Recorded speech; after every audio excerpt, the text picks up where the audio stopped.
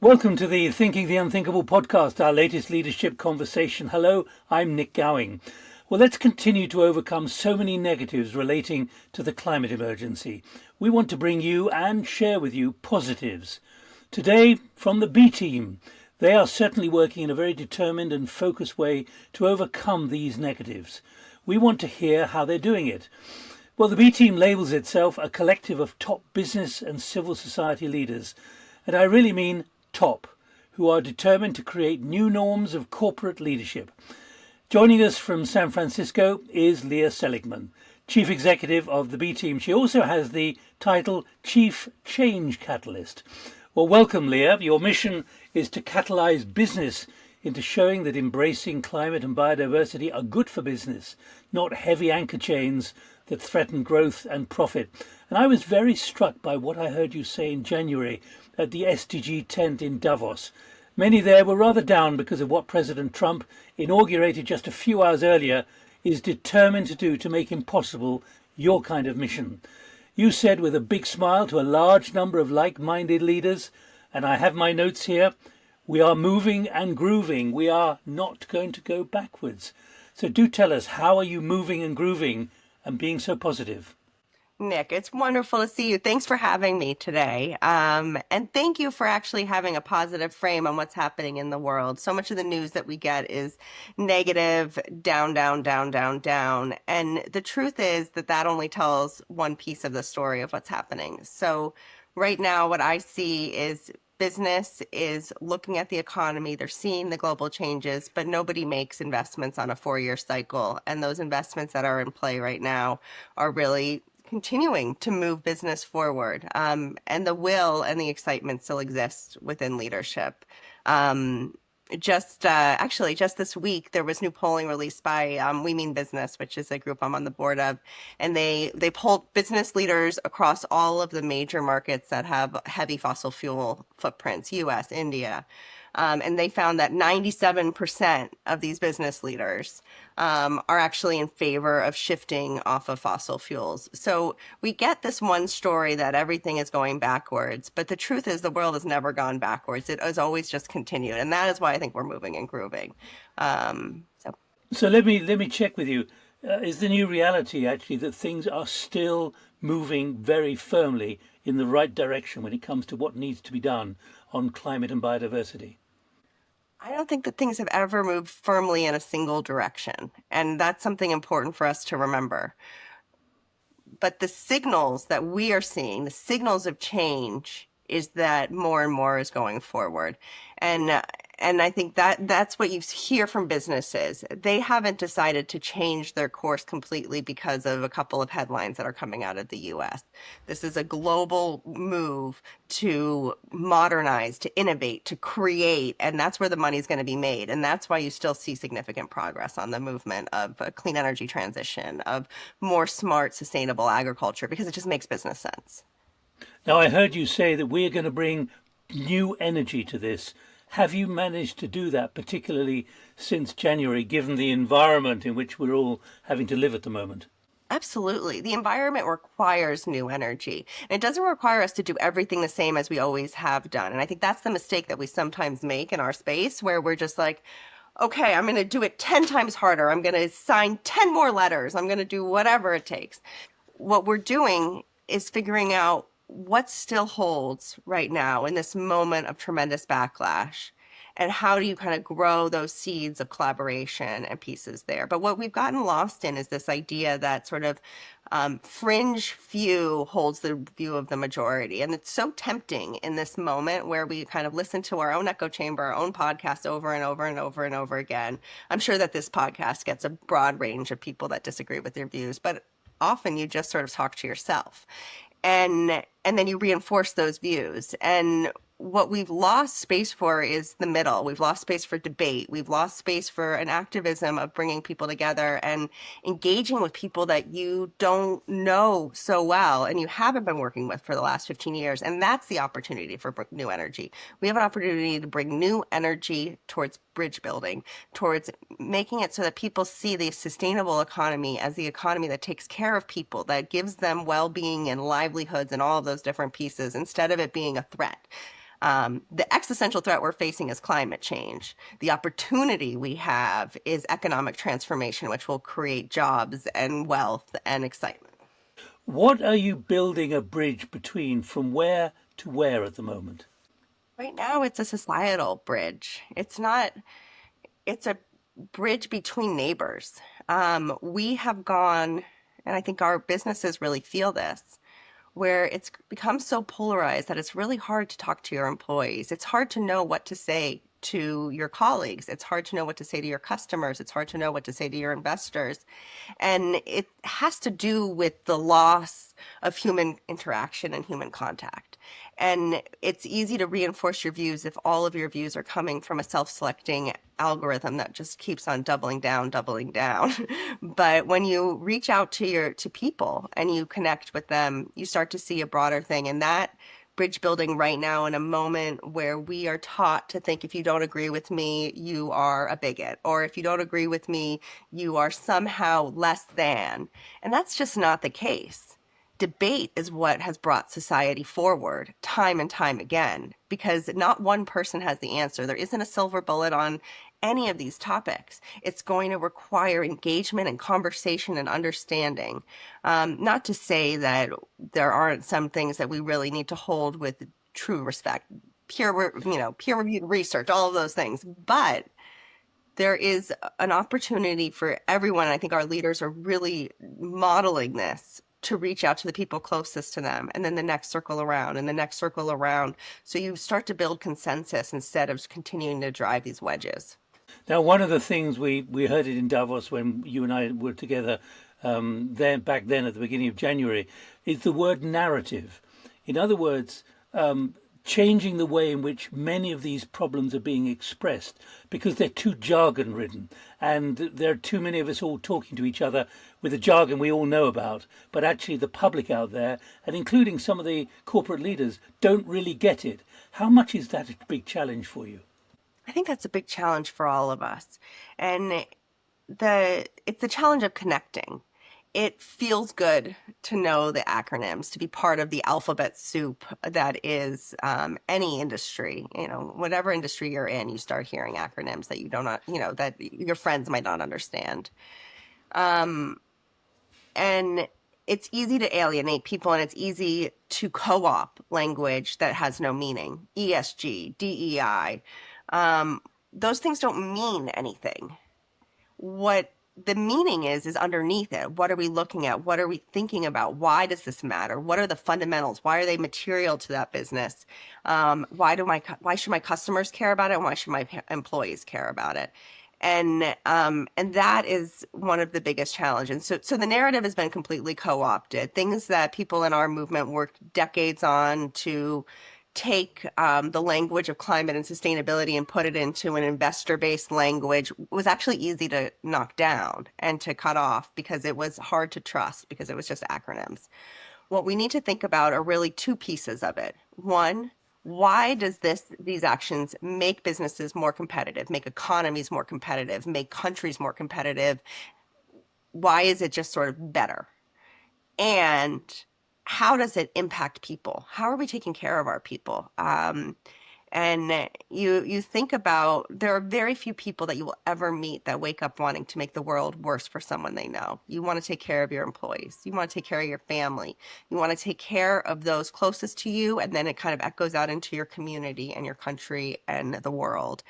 And leaning into that and how you can actually take care of the basics of livelihood and having a roof over your head while still doing things that are better for the environment is something that people just really, instinctually feel like it is the right place to be. And that's what we've lost with the jargon. We've made it overly complicated when the end of the day, it's about taking care of, your people, your places, loving where you live. Now let's talk examples. I mean, you are working with four large companies, major corporates with very well-known names. Largely, some people are not so well known. But give me a couple of examples of how you're managing to change the thinking, inspire those who are watching, maybe the skeptics who are saying, "How does she do it? How do they do it? How do you, as chief change catalyst or chief catalyst for change, how do you do it?" Give me a name or an example. Well, I think you start at the basis of what the B team is. And the B team, at our very heart, is a community of courage. It started with a group, a very small group at the time. We're 30 now. It will always be a small group, but 30 of the business leaders and civil society leaders that were trying to drive the biggest systems change. And we started 10 years ago. And you know why we started? They were lonely. They were talking to their teams, they were talking to their boards of directors, they were talking to their peers in their space and saying, we think that taking care of people and business can be a force for good in the environment and these things. And they were laughed out of the room. People had no idea. And so they decided to band together with a group from cross sectors that also saw the competitive advantage, saw sustainability not as sort of another nice to have where you throw a little bit of money at it, but actually a huge driver of value for them and their customers. And that was the mindset shift that they needed a community of courage on. And now today, when I think 10 years later, and we look back at amazing things that the leaders have been part of together, that they've done behind the scenes, that they've done wherever, it always comes down to this idea that people need friendship, they need support. This is a group of leaders that every day wakes up and it's like, we are playing for our jobs. And they know the stakes are high and they continue to be resilient and exciting and driven on this agenda. And that's because of this friendship. And so How you have they start with, changed things, though, Leah? How have they changed things? I mean, if you can look across it, like language that we've used a lot now in this space, and I come from the energy sector, and this idea that the workforce, the workers and working people had to be against environment.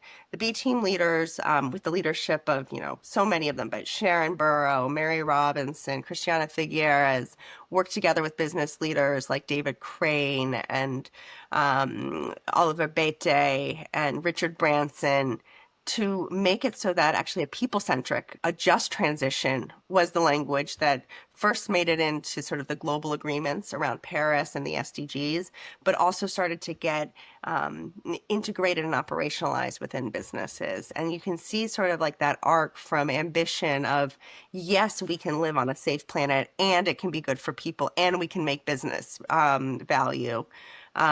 Coming through legal language into the operations of different businesses, and you kind of see it time and time again. That sort of mindset around lack of trade-off, and I'll tell you kind of like the arc of that, where that goes, where you start with these sort of global agreements, which are really inaccessible. Honestly, it's hard for people to kind of wrap your head around it.